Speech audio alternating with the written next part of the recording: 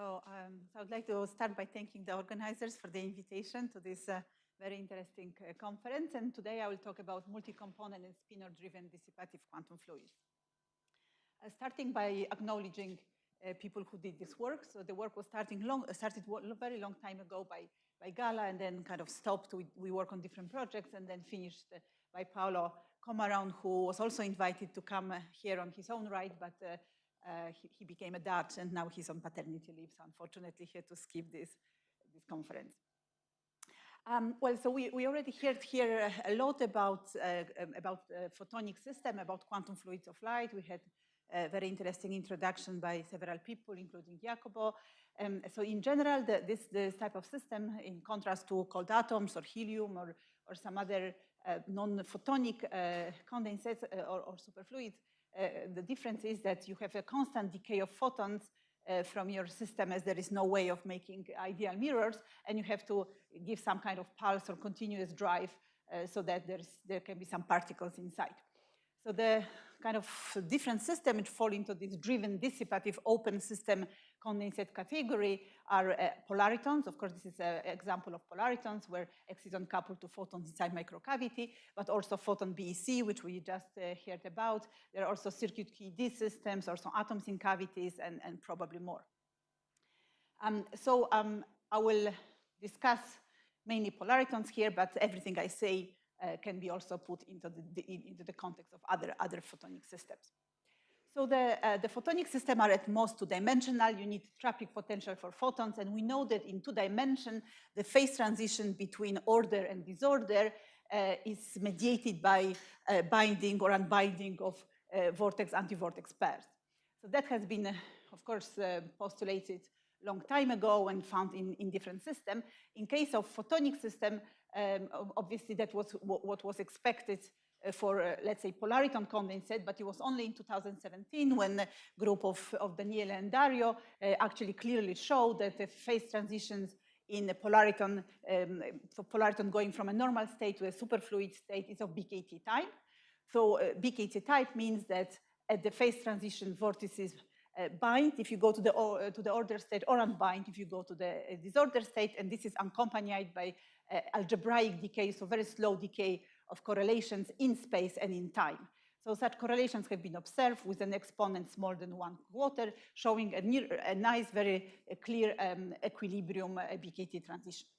However, later on, it was postulated that actually this is not what we should see in polaritons or some other driven dissipative condensate, because if you have a drive and dissipation in your system, actually the phase should not obey diffusion equation as normally in a closed system, which leads to BKT transition, but instead it should obey KPZ equation. So you have additional terms here, which are quadratic in the, you have first order derivatives in phase to power of 2 with some lambda x, lambda y coefficients. And such a system falls into different universality class than XY model, which gives BKT transition. And in particular, the difference is that you don't have algebraic decay of coherence, but instead you have exponential decay of coherence with some critical exponent of 0.37. And but despite that fact, it could be interesting state of matter because the superfluidity should still survive even in the presence of exponential decay of correlations. And there was a lot of excitement because of that, since the KPZ universality is a very popular universality in classical situations. It describes a lot of phenomena such as surface growth, burning paper, bacterial colony, and many more. And at the same time, there are no realizations of the KPZ in 2 dimensions in those systems, and polaritons could be, for example, a first one. And so why that would change the physics if we have a KPZ instead of diffusion equation? Well, the physics can be dramatically different in that situation, and it has been pointed out by Sieberer and co-workers that if the behavior of vortices in the KPZ is very different to the behavior of vortices in XY model. So we know that in the XY model, which is the universality class for the usual superfluids such as atoms, liquid helium, and so on, the interactions between vortices is always attractive, and that's why you have BKT transition. So these thermal vortices, the thermal excitations, they, when you drop the temperature or increase density, they will bind together because they attract each other, and then finally they will annihilate, and you have this pure, nice condensate. However, in the KPZ equation, you have two terms. You have attractive term and you have a repulsive term. And depending on where you are in a distance between vortices, one or the other can dominate. So in particular, there is a crossover length scale where this term dominates, and it's so at some larger distances, the vortices repel each other. And if the vortices repel each other, you cannot have BKT transitions. They don't come together, they don't bind. You have vortices in your system, you don't have superfluidity, you don't have coherence, you just have the normal state. Yeah? So it would be a killer for any type of superfluid behavior. And however, this term here strongly depends on anisotropy. So in particular, if you increase anisotropy, this term becomes smaller, and for a very strong anisotropic system, the sign changes and actually it becomes attractive. So you have even a stronger attraction between vortex and anti-vortex pairs, and you're back to the BKT type of physics. So obviously, that was just like analytical predictions, but you can run simulations of the KPZ equations. That's what we did, and you can see that if you just take a big KPZ equation and run it from some initial conditions, this is the steady state. It's a lot of vortices. You can zoom in and you see that this is the steady state, even in a kind of large density regime. You have lots of vortices. However, if you change the sign, so this is an isotropic case, which means lambda x is equal to lambda y, and I just change the sign. I just put in my program, I just make lambda x equal to minus lambda y. Yes, it's a very nice exercise for a student. We actually did this work with a master student, and just changing the sign means that over a sudden your steady state is a very nice algebraically decaying condensate with no vortices this is like a single shot realization, or sometimes some realization might have this bind vortex anti-vortex pair, but it's a very beautiful algebraically ordered condensate, just by changing anisotropy. So basically it was that was a single shot, but you can run the thing thousands of times, and you can see that in isotropic case, you always converge to some large number of vortices. This is increasing lambda, so increasing this KPZ nonlinearity. So you have a state, vortex-dominated state, and here, kind of, when lambda is small, it looks like you're approaching a case which there are no vortices, but they will eventually, kind of saturate. Obviously, if you have small lambda, so very, very weak nonlinearity, and you have a small system, sometimes you may not hit yet the length scale for the vortex, where the vortices repel each other. So you might kind of think, okay, I don't have this vortex-dominated state, but then you also would not have KPZ because the length scale for KPZ is always larger than for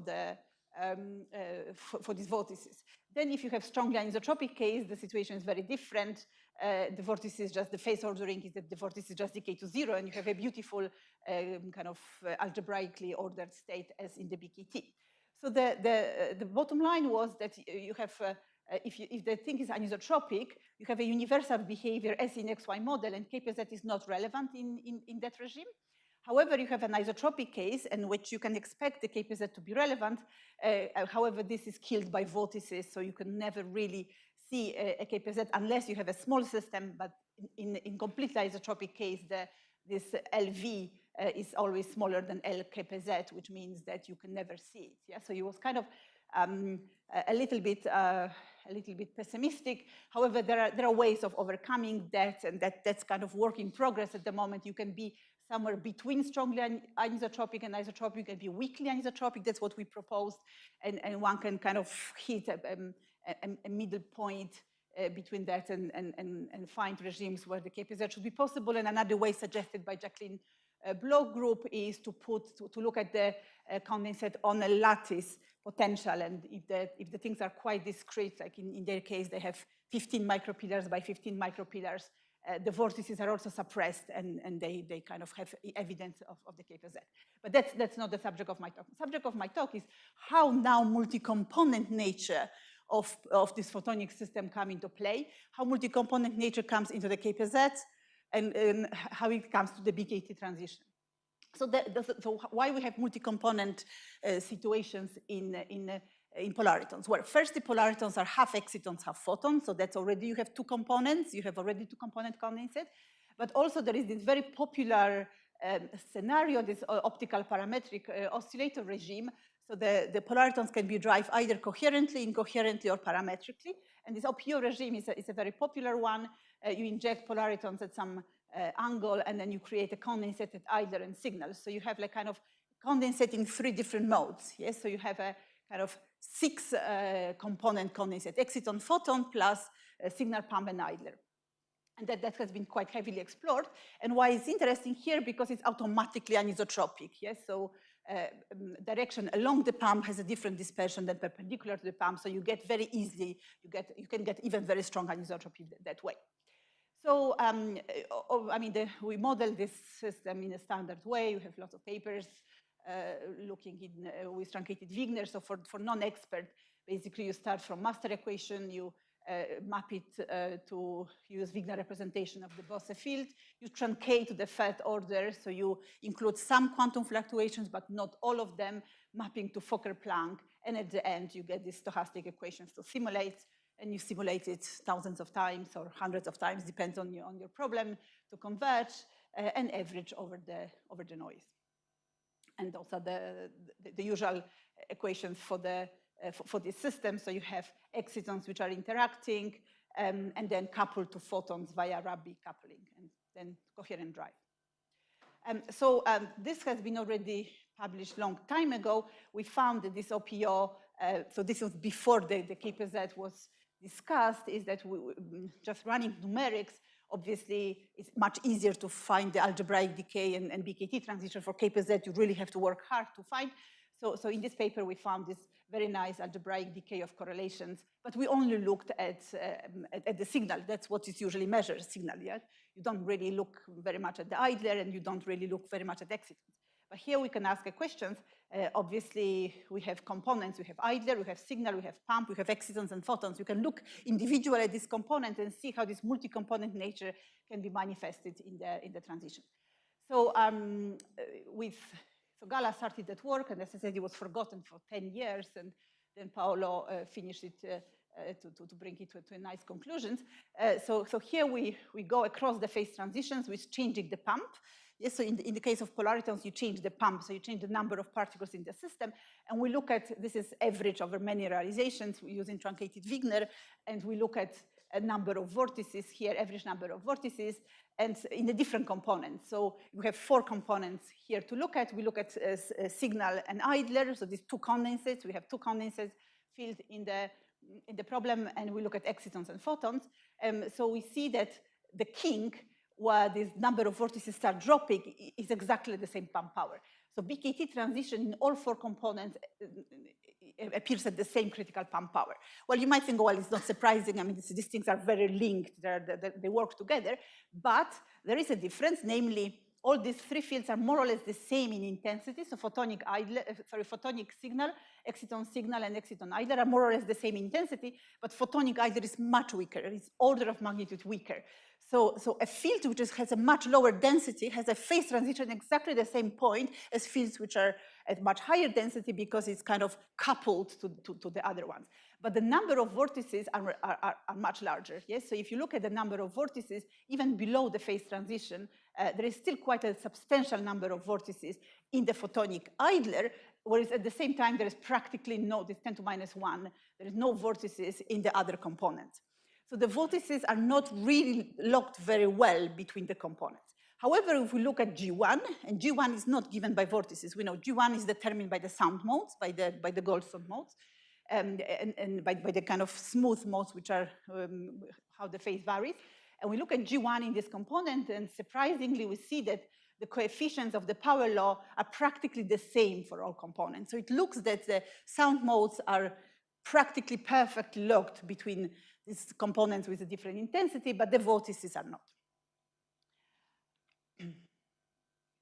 So now I'm actually suggested by Iacopo, who was in the team for this work from the beginning, but then he decided not to be included in the paper. I don't know, he said he didn't contribute a lot, but maybe he didn't agree with us. Maybe that was the hidden reason, but let's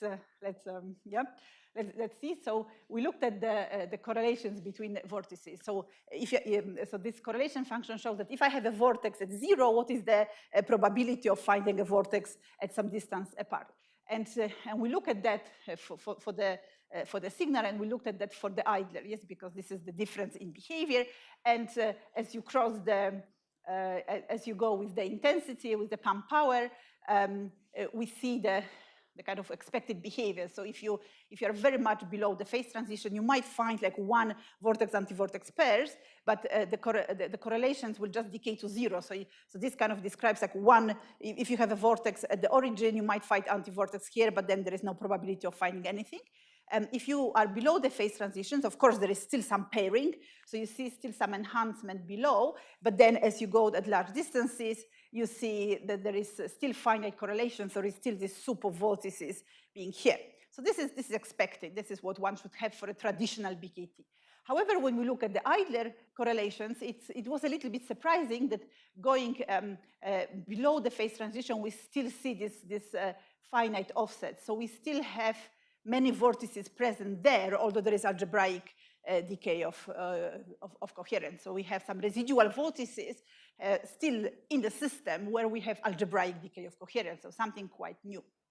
And we can also look at different correlations. So these are the 4 types of correlation we can look. So between signal and idler, so vortices in signal and idler, we want to see how much these two condensates are coupled in the photonic component and excitonic component.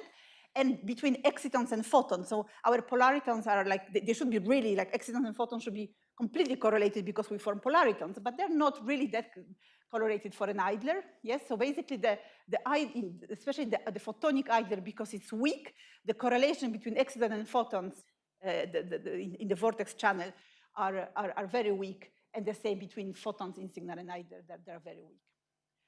So another point, which maybe I don't have that much time, but I just mentioned that if we look at the correlations along X direction and along Y direction, we see a difference, and so it's anisotropic.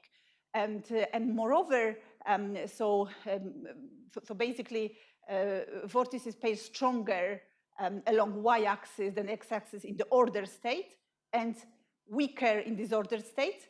But then when you cross the phase transition, it becomes the opposite.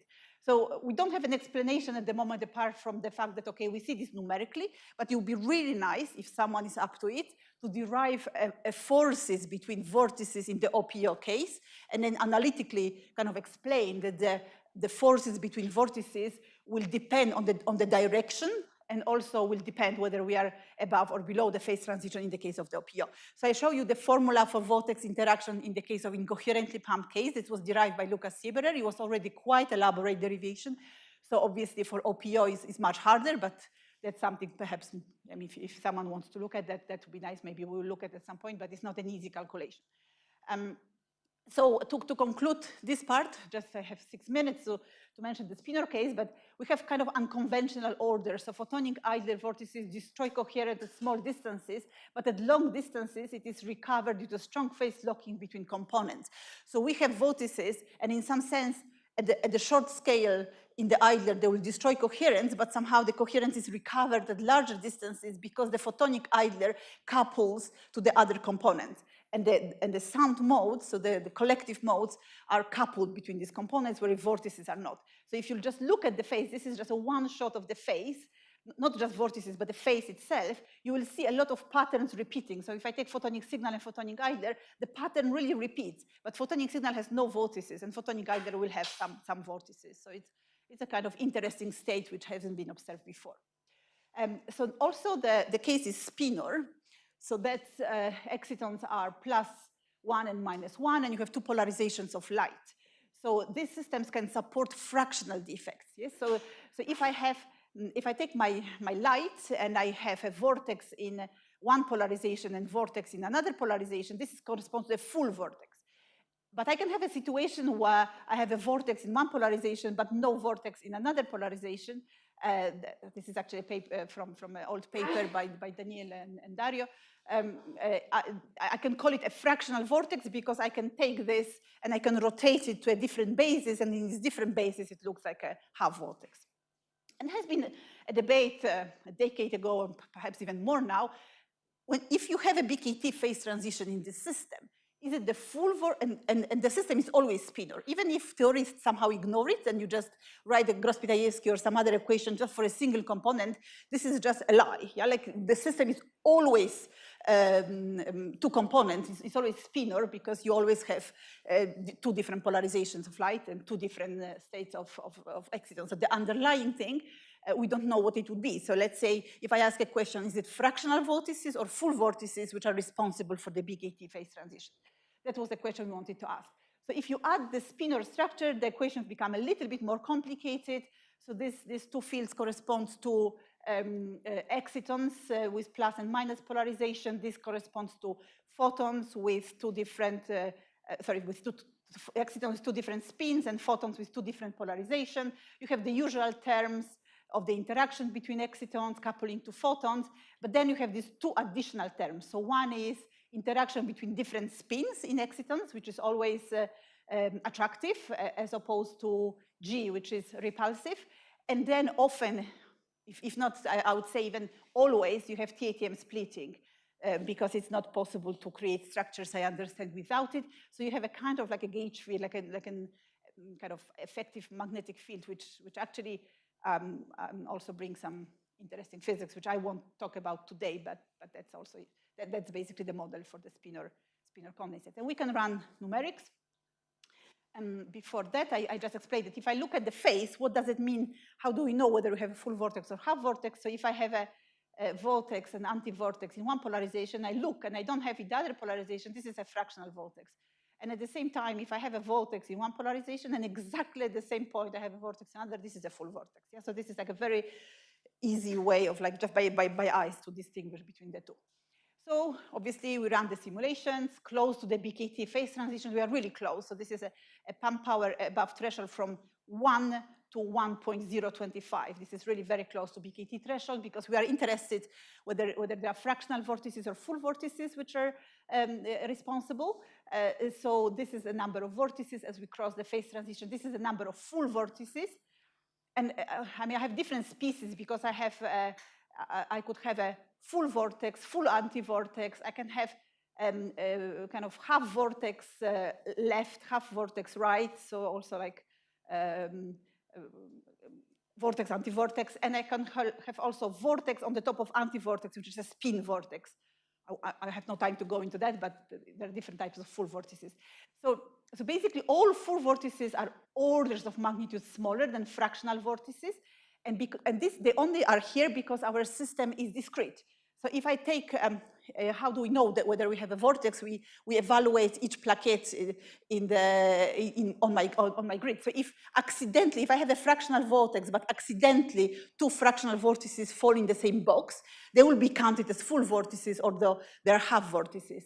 So, but you can write a combinatoric exercise. What is the probability, if you have n vortices, what is probability of randomly putting them on the same spot, so creating artificial full vortices. And if we account for that, it exactly reproduces this thing. So there are no full vortices, real full vortices across the BKT transition. They're all fractional vortices. We also looked at this correlation function, so the distance. So I mean, this x, and you have red and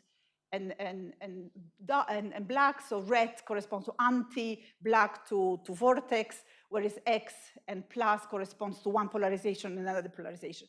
So basically, B corresponds to pairing, like how, as you go across transition, how much vortex, anti-vortex pair, whereas D corresponds to how much vortex in one polarization couples to vortex in another, so kind of pairing into a full vortex. So you can see that as you cross the phase transitions, it's obvious in the BKT, the pairs form, the pairing becomes stronger, but there is no pairing into full vortices. Yeah, so there are only fractional vortices here. So, that was one point, but we are always very close to the phase transition. And we could say, okay, but people see full vortices, yes, if you are away from the phase transition. So, but when we are away from the phase transition in the steady state, I should have mentioned this is a steady state. So this is a fixed pump power, waiting very long until you establish a steady state. It's kind of your new equilibrium. Yeah? This is an equilibrium kind of thing. But I can quench, yes? I can always, even if I don't have in equilibrium vortices very far above the transition, I can, if I quench, I create these Kibble-Jurek vortices which are there.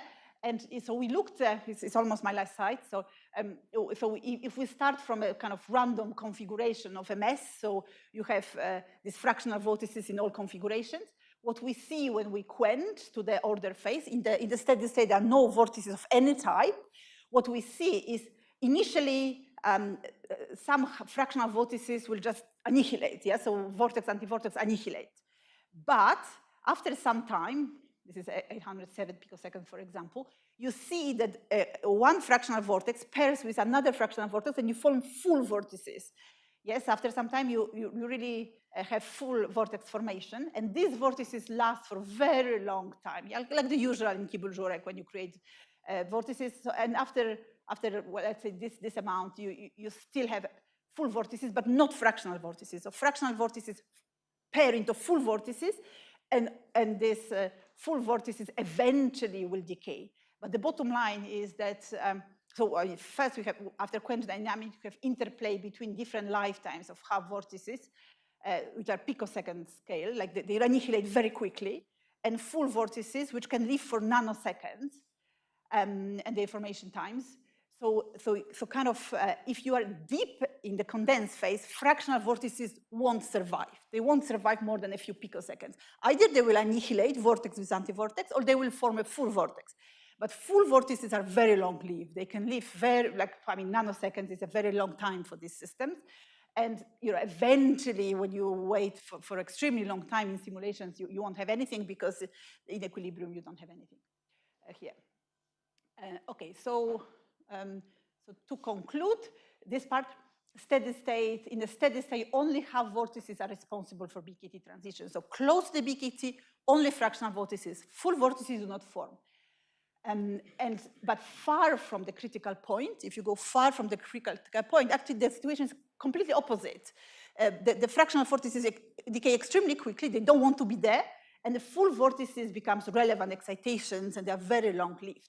So again, if someone wants or is interested, one could derive analytically the forces between vortices in the system. Like then you could kind of, our work is numerical, but if you derive what is the force between vortex and anti-vortex in this scenario, and fractional vortices within different polarization, then one should explain that probably the forces between different components will depend on how far or how close you are to the phase transition.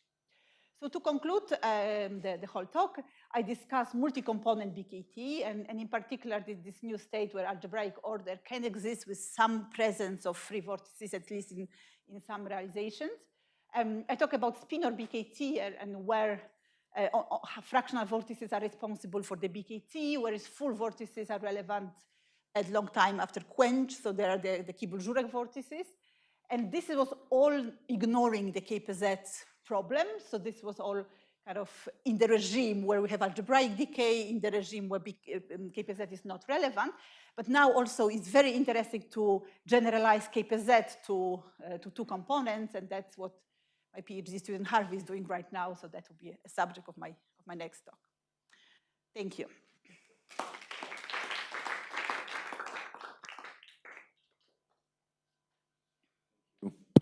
Marzena, there are questions? Thank you, Marzena, for a very nice talk. So my question is, I mean, based on the findings that you presented, it seems to me that the BKT transition, the physics is essentially like a one-component system, because these half vortices are appearing sort of independently in the two components. Mm-hmm. And it's only when the phase coherence emerges that they begin to talk to one another, yes. And then they get attracted and whatever. Yes. So is that an accurate statement? Yes. That the BKT is essentially still like, yes. A single component? Exactly. Like, and the BKT, they don't see each other. The interaction between different polarizations is very weak. Yes, exactly.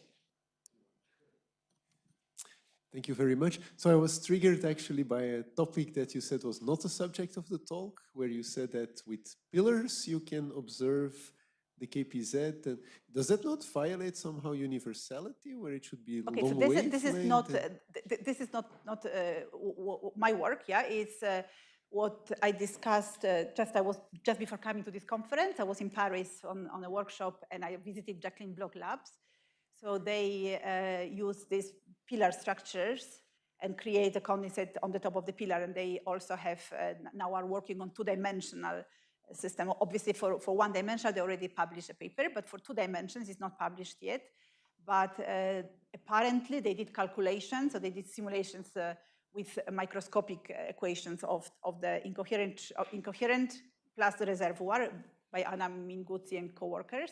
And apparently they found that if the system is discrete, but quite discrete, but obviously when you run simulation, it's also discrete, but we have like, I don't know, 256 by 256 points. But in their case, they have like 15 micropillars by 15 micropillars, and they find that the presence of vortices is suppressed in there because of this finite size of the system. So you see it as a finite, yeah, but that's kind of uncomfortable, yes. Because ideally you would want to be able to reach large sizes, no? To have some. No, okay, but so this 15 by 15 in terms of size is still not small. It's about 100 microns. But it's just that you have these pillars. So they make the situation discrete in this sense, yes? But the system, I think, is 100 by 100 microns from what I remember. Okay, yeah. But sorry, can I actually we haven't done that simulation, so I cannot really say whether they are correct or not. Marzena, I think the point they use the lattice because they want a negative mass. Yes, no, I didn't see yes, of course. That's also for 1D. So for yeah, exactly. In general, they need a negative mass in order not to have the fragmentation. That's something which is difficult to overcome in polaritons. Yeah, so you need a large system. So the lattice was originally, so they have negative mass.